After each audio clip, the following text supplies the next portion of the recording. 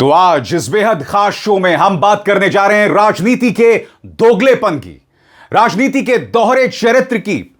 वो शायुनी घोष जो ये कहती हैं कि भाई मैं चड्डी नहीं हूं कि राघव चड्ढा की तरह भाजपा में शामिल हो जाऊं, वो इस बात को लेकर गौरवान्वित महसूस कर रही हैं कि मेरी पहली मुलाकात प्रधानमंत्री से हुई है। और इत्तेफाक देखिए, वो राघव चड्ढा जिसने कहा था कि सवाल ही नहीं पैदा होता मैं भारतीय जनता पार्टी में जाऊं, उनकी मुलाकात होती है प्रधानमंत्री नरेंद्र मोदी के साथ। यह वो राघव चड्ढा है जिसने, याद कीजिएगा, क्या कहा था कि भाजपा गुंडों की पार्टी है। आज हम राजनीति के उस दोगलेपन की बात करने जा रहे हैं, मगर साथ ही राजनीति के दोहरे चरित्र की एक और मिसाल है। ट्रंप ने रूस से ऊर्जा लेने को लेकर भारत पर 100% टैरिफ लगा दिया है। 100% टैरिफ। भारतीय जनता पार्टी सरकार लगातार ट्रंप के सामने झुकती रही। ट्रंप ने कहा ईरान से तेल खरीदना बंद करो, रूस से तेल खरीदना बंद करो, हमने बंद कर दिया। ट्रंप ने कहा ईरान के साथ चाबहार बंदरगाह परियोजना जो है वो बंद करो, हमने बंद कर दिया। और अब ट्रंप ने एक बार फिर 100% टैरिफ, अमेरिकी सरकार यह करने जा रही है। सेनेट में प्रस्ताव पारित हो गया है। इसे मिला है बाई पार्टिजन सपोर्ट, यानी कि रिपब्लिकन्स और डेमोक्रेट्स दोनों इसको लेकर सदन में इसका समर्थन कर रहे हैं, मगर हमारी सरकार पूरी तरह से खामोश है। इससे बड़ा दोगलापन क्या हो सकता है दोस्तों? राजनीति का दोहरा चरित्र। मगर शुरुआत मैं करना चाहूंगा शायुनी घोष के साथ। दोस्तों, शायुनी घोष ने यह ट्वीट किया है आपकी स्क्रीन पर और कहती हैं, my first meeting with honourable prime minister Shri Narendra Modi ji, a moment to remember. एक यादगार लम्हा। और सबसे बड़ी बात, यहां पर जो गाना इन्होंने लगाया है ना, वो आमिर खान की फिल्म नहीं थी, शेर की दहाड़ दंगल दंगल, वो गाना लगाया है इन्होंने यहां पर थोड़ा तेज करके। आइए उनका ये ट्वीट देखते हैं।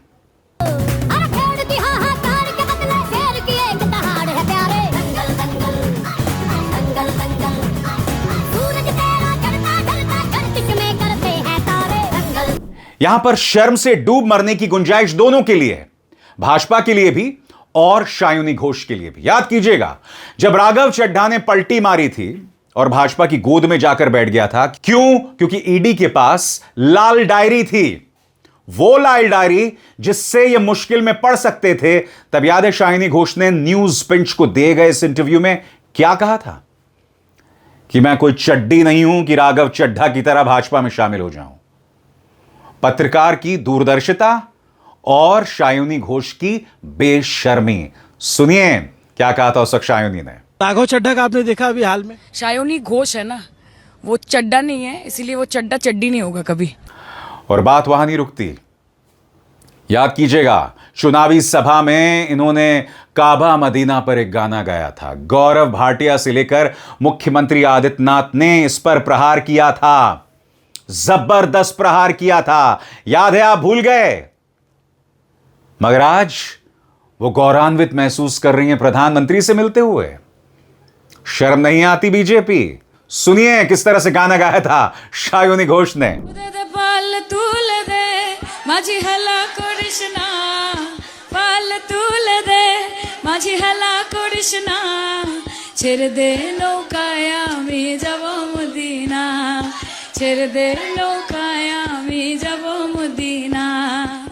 और अब शायुनी घोष की तस्वीर प्रधानमंत्री नरेंद्र मोदी के साथ। वाकई दोस्तों शर्मनाक मंजर है, वाकई शर्मनाक मंजर है। राजनीति का कोई चरित्र नहीं है, कोई चरित्र नहीं है। इन पर कतई विश्वास नहीं किया जा सकता। याद कीजिएगा, संसद में खड़े होकर प्रधानमंत्री नरेंद्र मोदी, भारतीय जनता पार्टी की बखिया उधेड़ दी थी शायुनी घोष ने। मगर जैसे ही भाजपा ने पश्चिम बंगाल में हार के बाद थोड़ा सा डर दिखाया, थोड़ा सा प्रेशर दबाया, कमजोर रग पर हाथ रखा, ये कुलबुला गए, ये हिल गए। याद कीजिएगा, शायुनी घोष का वह ऐतिहासिक भाषण भूल गए या सुना जाए? सर, इनके बुलडोजर के चलते मैडम भारत के लोग सवाल पूछना भूल गए और भारत की जनता आजकल इतनी भूखी है कि खाने को धोखा भी खा लेती है। पहले आम आदमी पॉकेट में पैसा लेके बाजार जाता था और थैली भरकर सामान लाता था, लेकिन अमृत काल में आदमी थैली भरकर पैसा लेके जाता है और पॉकेट में आलू टमाटर प्याज लेके घर वापस आता है। प्रदेश युवा अध्यक्ष होने के नाते मुझे हर दिन कई नौजवानों से बात करनी पड़ती है। वो मुझे ये पूछते हैं कि मोदी जी ने हर साल 2 करोड़ नौकरी का वादा किया था, अर्थात 10 साल में 20 करोड़ नौकरी। उन नौकरियों का क्या हुआ, उन वादे का क्या हुआ? मैं बस उन्हें यही कह पाती हूँ कि पत्ते तो झड़ते हैं, उठाता है कोई कोई। मोदी जी कहते हैं कि वो सबके साथ है, मगर ये आंकड़े बोलते हैं जो सबका होता है वो किसी का नहीं होता। और बंगाल के साथ तो कुछ अलग ही रिश्ता है इनका। The relationship is that of quid pro को। ठुकरा के मेरा प्यार मेरा इंतकाम देखेगी। मतलब वोट है तो नोट है और वोट नहीं तो नोट नहीं। और आज गौरवान्वित महसूस कर रही हैं, दंगल दंगल कर रही हैं। किस बात का दंगल भाई, किस बात का दंगल? सबसे शर्मनाक बात, शाइनी घोष ने जो ट्वीट किया है ना, कमेंट सेक्शन उन्होंने ऑफ कर दिया है, क्योंकि वो जानती हैं क्या हो रहा है। वो शर्मिंदा हैं। जाहिर सी बात है, कुछ राज हैं जो छुपाने हैं, जिसके चलते वो भाजपा में शामिल हो गई हैं।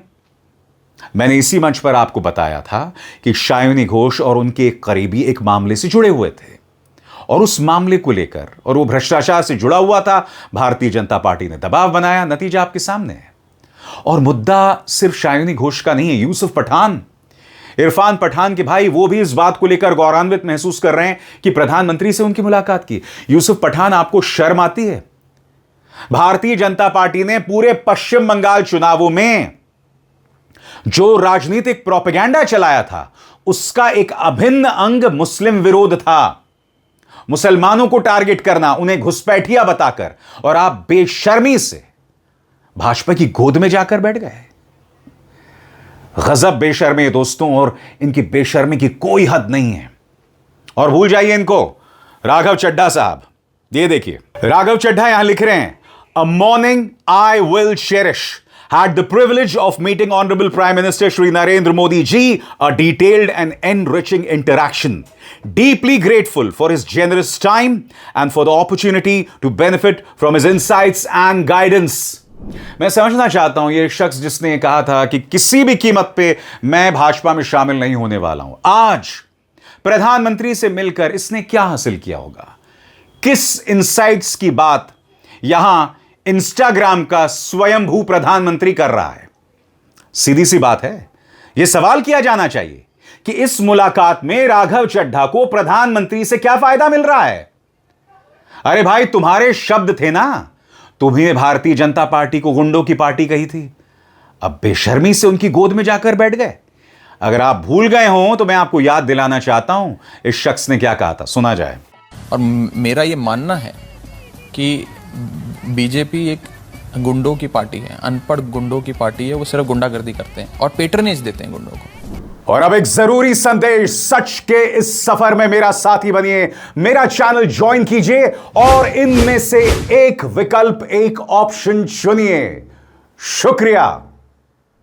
मेरा मानना है दोस्तों, चाहे वो शाइनी घोष हो या राघव चड्ढा, ये राजनीति के चरित्र पर एक कैंसर हैं।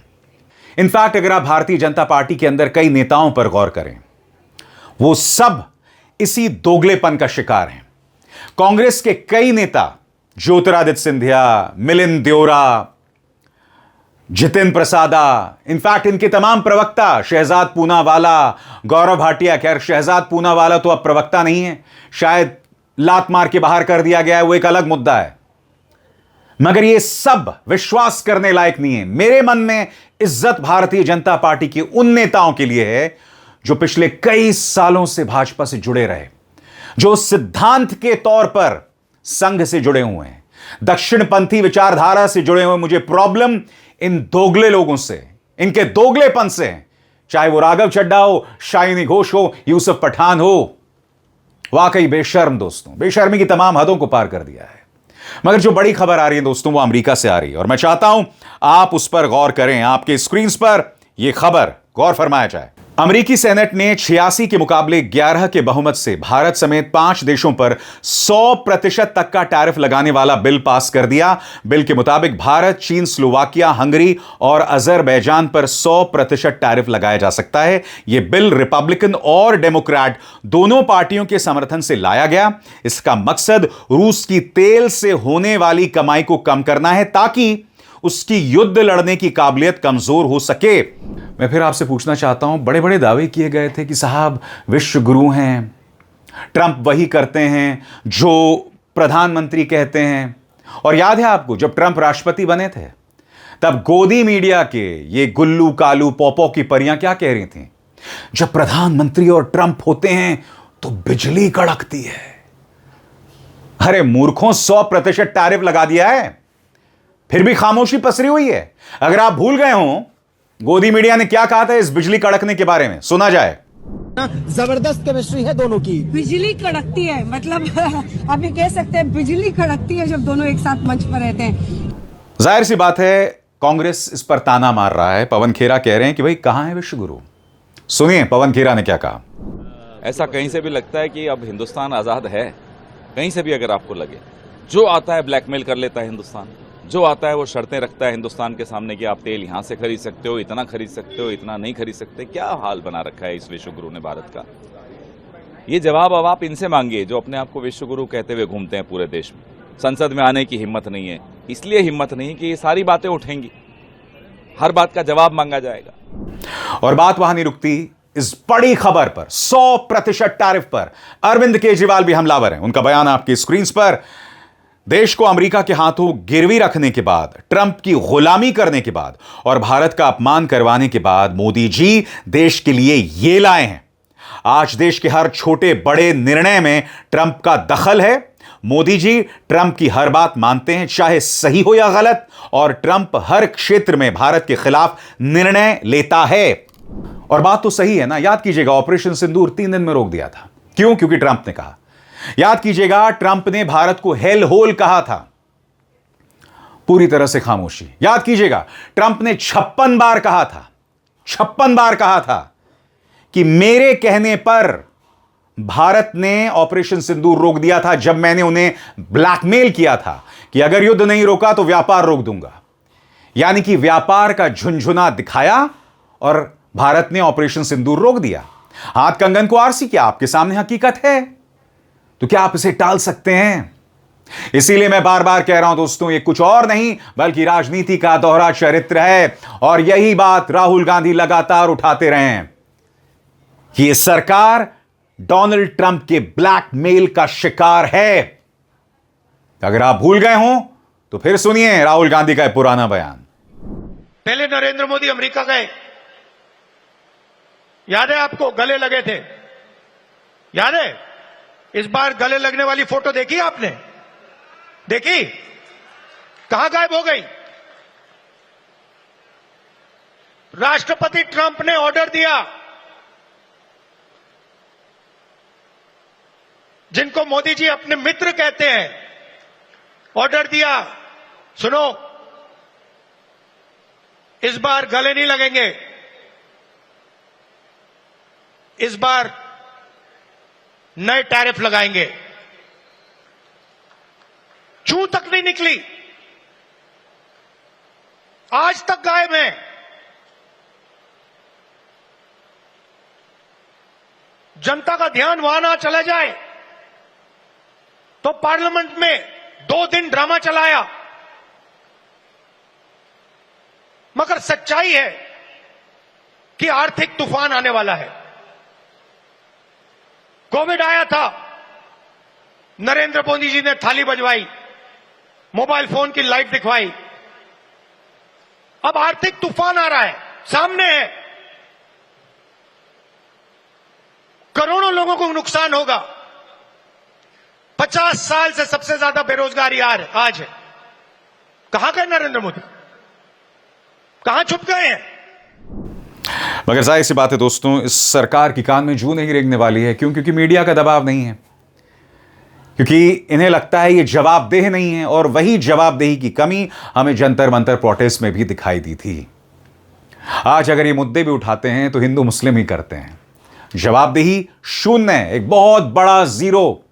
मगर इस मंच पर हम जवाबदेही की तर्ज पर काम करते हैं। जो ताकतवर है उसे जवाबदेह बनाते हैं, जो सवालों से भागता है उससे डंके की चोट पर सवाल करते हैं। हम डरते नहीं हैं, शानदार सवाल करते हैं। अभिसार शर्मा को दीजिए इजाजत। नमस्कार।